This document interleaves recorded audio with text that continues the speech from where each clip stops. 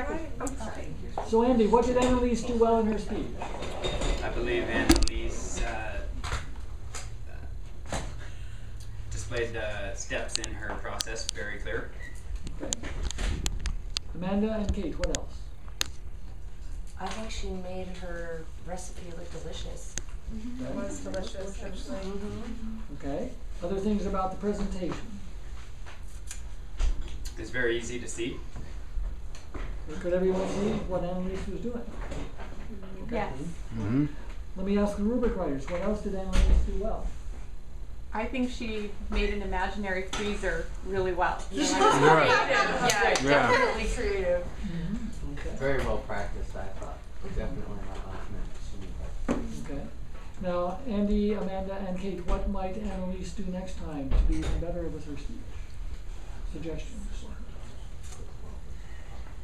This is the part nobody wants to do. Make sure the cookies roll up into a ball. That's not anything you can really plan for, though. That just happens sometimes. Recipes kind of just don't work out sometimes. Nobody wants to give it. Does our GPRC writer remember Annalise's first words? I don't. Does anyone else? No, I don't believe Oh, that. Attention. I do. Or Teaching should be done Ah, dirty. that's it. Yeah. Teaching. Messy. Teaching And you real proved that perfectly. Good teacher. I know it's Yeah, really that's chocolate. All Did right. you plan that?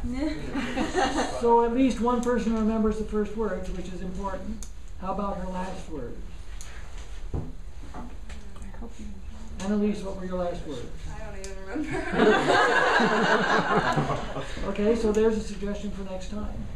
I'd say, I think I may have mentioned this before, if you're really concentrating on the first and last words, then you'll have a longer impact on your audience. Because of course you want them to be affected by what you say at the time, but even more than that, you want there to be some impact that lasts after the speech. She said she hopes that everyone learned something real valuable in making cookies and hopes everyone enjoys them.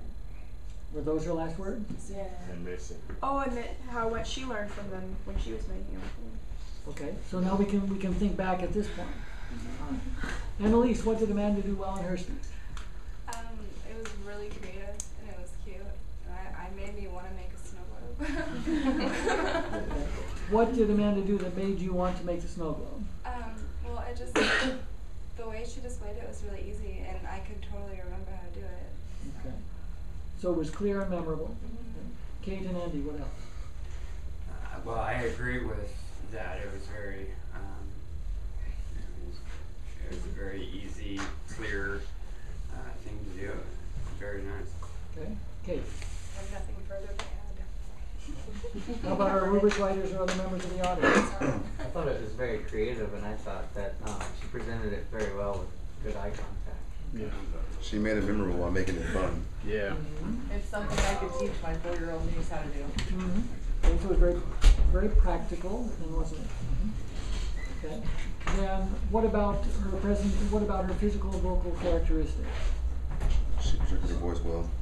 She had good tempo. You can always hear Smiles a lot. Very clear. You can always hear Amanda. I don't know if you've had There's no voice problem with that training, one. but I think your voice projects very well. It's nicely, very I've forceful. been told that. You can hear her coming. Good eye contact. I can hear her Make coming good eye contact. a couple hallways away. That's Amanda. If you were doing the speech again, Amanda, what would you change? Watch the time. Okay. So it was a little bit short. How would you perhaps extend it? Not trying to rush through it because I was nervous. Okay. Other suggestions from the rubric writers or the audience? For Maybe. Amanda? Maybe to extend the time, you could do something like a snow globe if an adult were going to make it, put more steps into it. If I would have followed the whole outline, it would have, but I got nervous, so I just kind of shortened it up. Yeah. Yeah. Amanda, what did Kate do well in her speech? Imagination. I like how it presented to children. I like her. I thought it was fun.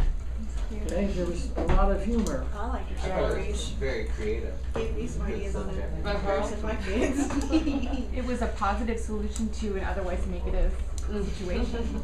turning a They're positive into misbehaving. like a negative into a positive, It was like fun. making it funny. It was fun. It's reminded me of things I've done with my son when he was giving me a bad time in the store, and I'm like, oh, give him a big hug and kiss. He's like, Mom.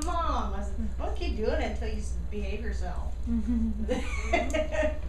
So certainly her topic was something that almost all of us could relate to, either because of our own children or because Of our parents. Yeah, my parents did it to us.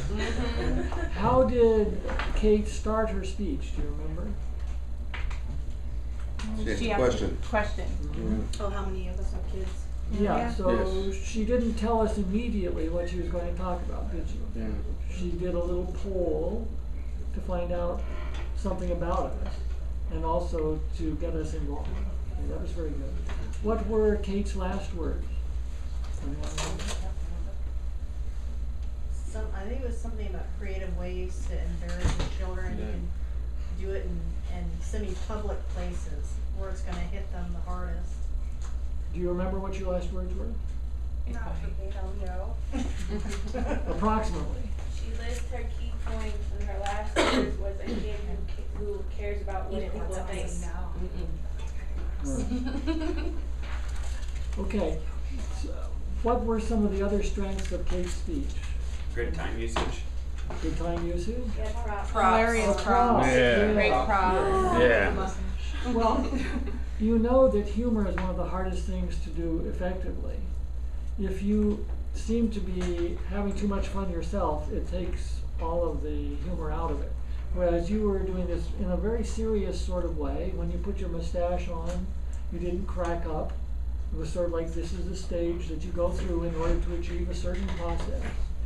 So you can't crack up or else it's not going to be effective. Takes Well, the yeah, fun it's away. not. Exactly. If you think Yeah. it's funny.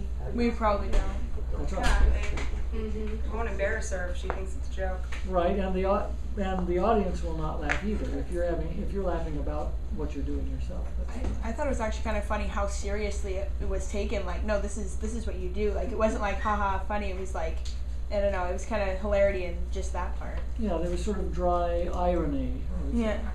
And your steps were clear. You gave several suggestions on how to utilize the format. Well, the ways of life would change. You know, back in the day, you used to be able to beat your kid, and now it's not like that. Now you gotta find other means to make them behave. You know. Anything you would change if you're doing the speech again? I wouldn't freeze up. I froze a couple times, like my mind just. I went blank. How do you suppose you could avoid that? And not do this. Have I ever told you what our high school debate coach asked us to do in that situation? Cough. Yeah, I did. Yeah. So that's a What are you supposed to possibility do? for you. Cough. Oh, Kyle. Okay, well, another thing, okay, what else might Kate have done when she hit a tough spot? Don't say anything. Don't let us know that you're struggling. Yeah. Because we wouldn't have noticed. Yeah. Don't say that you wouldn't like when you're giving your presentation. Okay. And Kate, what did Andy do well in his speech? He walked us through all the steps. Like he showed, very hands-on. He showed us exactly what needed to be done. He didn't just talk us through it. He did it. Could everybody see what he was doing? Yes. Yeah. Oh, Yeah. yeah. That was cool. Now that's one of the occupational hazards of a demonstration speech, especially if you're doing something flat on the table. Unless you do it under the Elmo, then people may not all be able to see it. So if you're ever doing that in the real world, make sure you ask your audience whether everyone can see it. Other good things that Andy did. I thought the tempo was great and that he was like very well practiced. If he was nervous, I couldn't tell at all. But he was very well I like done. that he gave safety tips to it. Yeah, it was very good. And I like the way you defined everything and made it feel like we were included, like we know what was going on, because sometimes it's like you don't know the terminology. Very good. Is there any suggestions that Kate or Amanda or Annalise would have for Andy for next time? Let's launch it. I like that he mentioned how inexpensive it is, because usually you would look at something like that and think, oh my goodness, that looks like it's involved and expensive. I made one years ago, but I forgot how much it cost. Yeah, it's very cheap. Well, I don't know if you mentioned it in the speech, you mentioned it afterward anyway, that you and your wife did this. Oh, yeah. So that gives the impression that this is not something that only male geeks can master. Yeah, my wife has a master in it as well. Well, a demonstration speech is usually something that the people in the audience don't know how to do.